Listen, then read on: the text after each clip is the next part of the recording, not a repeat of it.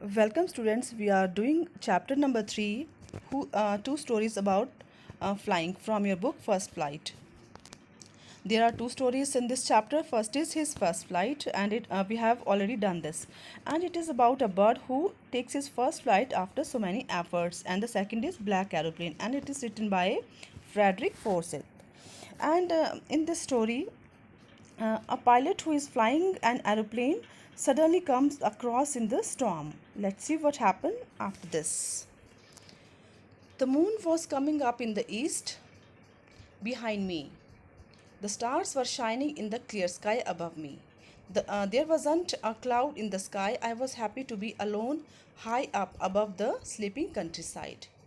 जो पायलट है वो कह रहा है, जो नरेटर है वो कह रहा है कि मेरे पीछे जो है मून जो था वो ईस्ट की तरफ से राइज हो रहा था and stars were shining in the clear sky above मी, और मेरे ऊपर जो स्टार्स थे वो अच्छे से शाइन कर रहे थे बिकॉज जो था वो स्काई बिल्कुल क्लियर था, वहाँ पे एक भी बादल नहीं था. I was happy to be alone means मैं रात मतलब स्लीपिंग कंट्री साइड मीन्स अंधेरी रात थी और मैं बिल्कुल खुश था क्योंकि स्मूथली जो थी वो मेरी जो थी वो फ़्लाइट जा रही थी. मैं अच्छे से अपना एरोप्लेन को फ्लाई कर रहा था. मैं आई वॉज अलोन, पर मुझे कोई डर नहीं था. बिल्कुल मैं हैप्पीली बिल्कुल स्मूथली बिल्कुल पीसफुली मैं अपना जो फ्लाइट थी वो मेरी जा रही थी. And I was flying my old Dakota aeroplane over France back to England. I was dreaming of my holiday and looking forward of being with my family. I looked at my watch 1:30 in the morning.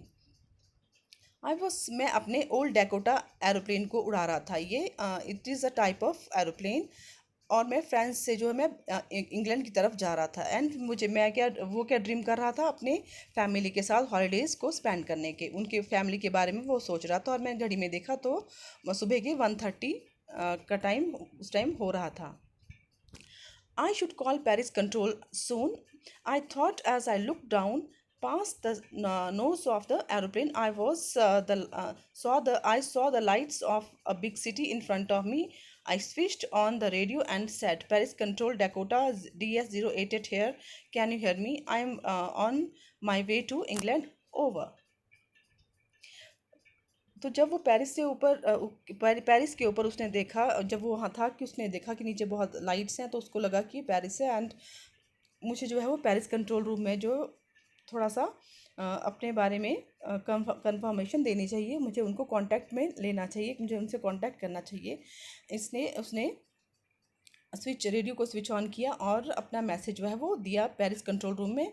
And he said कि Paris control room अपने जो number था उसके aeroplane का वो बताया कि मैं अपना एरोप्लेन उड़ा रहा हूँ और मैं ऊपर हूँ एंड मैं इंग्लैंड की तरफ जा रहा हूँ. ओवर ओवर जब उसका मैसेज कंप्लीट हो गया तो उसने रिप्लाई करने के लिए ये ओवर कहा.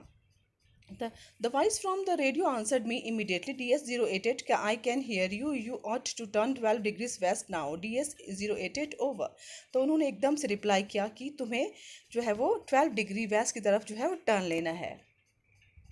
I checked the map and the compass switched over my second and last fuel tank and turned the Dakota 12 degrees west towards England. और मैंने मैप चेक किया, कंपस को स्विच ऑन किया और मैंने 12 डिग्री जो है वेस्ट की तरफ टर्न ले लिया. एंड और मैं इंग्लैंड की तरफ जो हूँ चल पड़ा. I will be in time for breakfast. I thought a good big English breakfast. Everything was going well. It was an easy flight. तो वो क्या सोचने लगा कि टाइम देखा तो मैं ब्रेकफास्ट के टाइम पे जो हूँ मैं अपने घर पहुँच जाऊँगा और मैं अच्छा सा इंग्लिश जो है वो ब्रेकफास्ट करूँगा. और मैं सब कुछ उसका अच्छे से जा रहा था और ये it was an easy flight means बिल्कुल स्मूथली उसकी फ़्लाइट जो थी वो जा रही थी. Paris was about 150 kilometers behind me when I saw the clouds.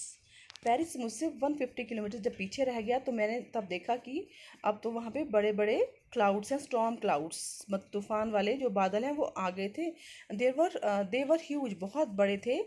They look like black mountains, वो बड़े बड़े काले पहाड़ों की तरफ, पर्वतों की तरह दिखाई दे रहे थे जो मेरे सामने थे. I knew I could not fly up and over them. अब मुझे ये मुझे पता था कि मैं इसके ऊपर मैं इनके इनके ऊपर मैं फ्लाई नहीं कर सकता, इसके ऊपर मैं एरोप्लेन को नहीं ले जा सकता, क्योंकि मेरे पास इतना ज़्यादा फ्यूल नहीं है। उसके पास जो था वो फ्यूल इतना ज़्यादा नहीं था। आई ought to back to Paris, I thought, but I wanted to get home. I wanted that breakfast. I will take the risk, I thought, and flew that old Dakota straight into the storm. पहले उसने सोचे वो सोचने लगा कि मैं Paris की तरफ बैक हो जाता हूँ, लेकिन उसने सोचा कि मैं तो मुझे तो घर जाना है, मुझे तो अपने घर का ब्रेकफास्ट करना है। तो मैंने रिस्क ले लिया और मैंने जो था अपने डेकोटा को, ओल्ड डेकोटा को अपने स्टॉर्म में, क्लाउड्स वाले स्टॉर्म में जो है वो एकदम से इंसर्ट कर दिया, उसके अंदर से ही उसने फ्लाई कर दिया। Inside the clouds everything was suddenly black, it was impossible to see anything outside the aeroplane. The old aeroplane jumped and twisted in the air. जब वो एकदम से उसने उसको अपने ओल्ड डैकोटा को क्लाउड्स के अंदर से उसने उसको फ्लाई कर दिया, तो उसको एकदम से कुछ भी नज़र नहीं आ रहा था कि बिल्कुल बाहर बिल्कुल ब्लैक नज़र आ रहा था, कुछ भी उसको आगे विजिबल नहीं था। एंड तो उसका एरोप्लेन जो था वो जंप और ट्विस्ट करने लगा हवा में। I looked at the compass. I couldn't believe my eyes. The compass was turning round and round and round. It was dead. It would not work. The other instruments were suddenly dead too. I tried the radio. मुझे अपनी आंखों पे विश्वास नहीं हुआ जब मैंने compass की तरफ देखा, जो कि बिल्कुल गोल गोल गोल घूम रही थी। It means that was dead that time. वो काम नहीं करने लगी, बिल्कुल की नीडल जो थी वो गोल गोल घूमने लगी। इट मीन्स कि वो डेड हो चुकी थी। एंड अदर इंस्ट्रूमेंट्स सभी ने काम करना बंद कर दिया। इवन रेडियो, जब उसने रेडियो को भी उस पर मैसेज करना चाहा तो वो भी डेड था। Paris control, can you hear me? There was no answer. The radio was dead too. I had no radio, no compass, and I could not see where I was. Paris control room में उसने अपना contact करने की कोशिश की, तो वहाँ पे कोई आंसर नहीं आया, क्योंकि वो रेडियो था वो भी डेड हो चुका था। एंड ना रेडियो उसके पास था, ना अब कंपास थी। And and I could not see where I was. उसको ये पता नहीं था कि वो है कहाँ पे, किस जगह पे वो है। I was lost in the storm. वो तूफान में जो था वो खो गया था। Then in the black clouds quite near me I saw another aeroplane. अब उसको बिल्कुल काले बादलों में उसने देखा कि मेरे नज़दीक एक और एरोप्लेन है। It had no lights on its wings. इसके विंग्स के ऊपर लाइट्स नहीं थी, but I could see it flying next to me through the storm.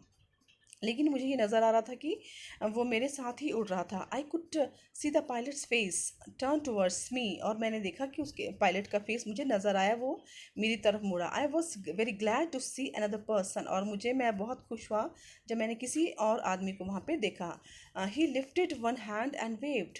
उसने अपना एक हाथ उठाया और मुझे वेव किया, मुझे हाय कहा। Follow me, he was saying. Follow me. He knows that I am lost. I thought he's trying to help me. उसने कहा कि मुझे फॉलो करो। और पायलट सोचने लगा कि उसको पता चल चुका कि मैं खो गया हूँ, मेरा जो एयरप्लेन है वो खो गया, इसलिए वो मेरी हेल्प करने की जो है वो कोशिश कर रहा है। And he turn his aeroplane slowly to the north. उसने अपना एरोप्लेन नॉर्थ की तरफ टर्न किया in front of my Dakota. और मेरे डेकोटा और ओल्ड जो उसका डेकोटा एरोप्लेन था उसके आगे अपना उसने एरोप्लेन उसको फ्लाई कर रहा था, so that it would be easier for me to follow him. तो मुझे ये ईजी हो गया जब वो आगे अपना फ्लाई कर रहा था अपना एरोप्लेन, तो उसको मैंने भी फॉलो किया। I was very happy to go behind him. मुझे उसके पीछे पीछे जाना बहुत अच्छा लग रहा था। The strange aeroplane like an obedient child. मुझे उस मिस्टीरियस एरोप्लेन के पीछे पीछे जाना अच्छा लग रहा था, जैसे एक ओबीडियंट जो बच्चा होता है वो टीचर को फॉलो करता है, उस तरह से मैं भी उसको फॉलो करने लगा।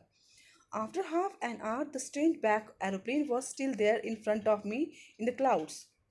And now there was only enough fuel in the old Dakota's last tank to fly over 5 or 10 minutes more. After half an hour, the strange black aeroplane was still there in front of me in the clouds. मतलब आधे घंटे तक वो जो strange aeroplane था, वो mysterious aeroplane उसके आगे आगे फ्लाई करता रहा बादलों के बीच में।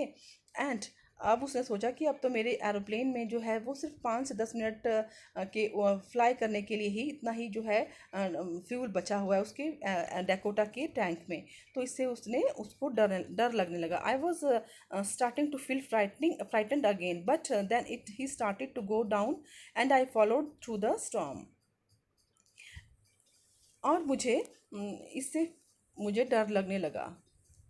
But then I he started to go down, लेकिन उसके बाद उसने जो है वो नीचे जाना स्टार्ट कर दिया, जो स्ट्रेंज मिस्टीरियस एरोप्लेन था उसने। And suddenly I came out of the clouds and saw two long straight lines of lights in front of me.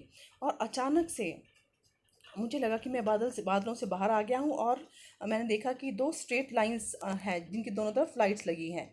It was a runway, ये तो रनवे था, और ही वॉज वेरी हैप्पी कि अब तो runway पे पहुंच गया, मैंने तो लैंड कर लिया। And an aeroplane an airport, I was safe, ये तो एयरपोर्ट था और मैं अब सेफ था। I turn to look for my friend in the black aeroplane. और अब मैंने अपने फ्रेंड को, जिसने मेरे को हेल्प की, जिसने मुझे हेल्प की, ब्लैक एरोप्लेन में जो बैठा था विदाउट लाइट्स जो था, उसको मैं देखने लगा। But the sky was empty, लेकिन वहाँ कोई नहीं था, स्काई में कोई नहीं था। देयर वॉज नथिंग देयर, वहाँ पे कुछ भी नहीं था। The black aeroplane was gone, जो ब्लैक एरोप्लेन था वो जा चुका था। आई could not see it anywhere, मैं उसको देखने की बहुत कोशिश की उसने, लेकिन वो उसको नहीं नज़र आया।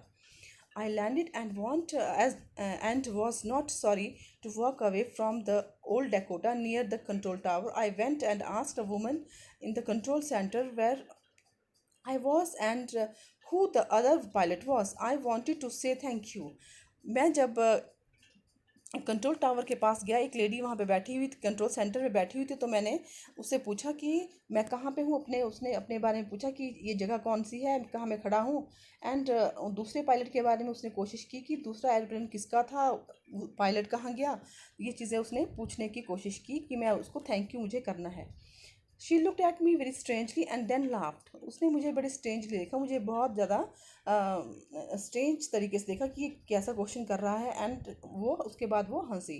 Another aeroplane up there in the storm, no other aeroplane was were flying tonight, yours was the only one and I could see on the radar. कोई और एरोप्लेन इतने तूफान में आज तो आज की रात तो तुम्हारे अलावा किसी का भी एरोप्लेन जो है था वो नहीं उड़ रहा था, सिर्फ तुम्हारा ही जो था वो उड़ रहा था। So who helped me to arrive there safely without a compass और a radio and without any more fuel in my tanks? Who was the pilot on the strange black aeroplane flying in the storm without lights? तो जब उसने उस lady ने मना किया कि नहीं कोई और एरोप्लेन था ही नहीं, तो वो सरप्राइज हो गया कि मुझे सेफली किसने यहाँ पे पहुँचाया, without radio, without compass, without fuel. मेरे फ्यूल में जो सफिशिएंट टैंक में फ्यूल नहीं था, तो मुझे किसने हेल्प की, वो कौन था, वो पायलट कौन था, वो ब्लैक स्ट्रेंज मिस्टीरियस एरोप्लेन किसका था, जिसने मुझे इतनी तूफ़ानी रात में मुझे बचाया, मेरी जान बचाई, मुझे बचाया और मुझे यहाँ पहुँचाया। उस एरोप्लेन में ना लाइट सी, वो कौन था, वो ये चीज़ वो सोच सोच के वो परेशान हो गया, और ये चीज़ें उसको जो था वो बिलीव करना वो मुश्किल हो रही थी। Now, the summary of the chapter. The story Black Aeroplane is about a pilot who feels happy and contented to fly over a city that is sleeping. He is flying from Paris to London. While taking his flight, he dreams about the long holiday with his family. He also fantasizes about the scrumptious breakfast, means a delicious breakfast he would have upon landing. As soon as he crosses Paris, he gets a look of the dark clouds that were a sign of the upcoming storm. The right decision would have been to turn back to Paris for the sake of safety. But he, being overshadowed by his dreams and not wanting to delay them, risks of the life of his passengers and heads straight into the storm. Everything gets dark. He is unable to see. All his direction instruments stopped functioning and lost the control of the plane. When all hope was lost, he saw another plane whose pilot was more than willing to rescue them. The author was panicking as there was very less amount of fuel left. The anonymous pilot guided them out of the storm and disappeared as soon as they saw light. Upon landing, when he asks the lady in the control room about the other pilot, he is left in shock when she says that his was the only plane in the sky. So this was the summary of the chapter. So thank you.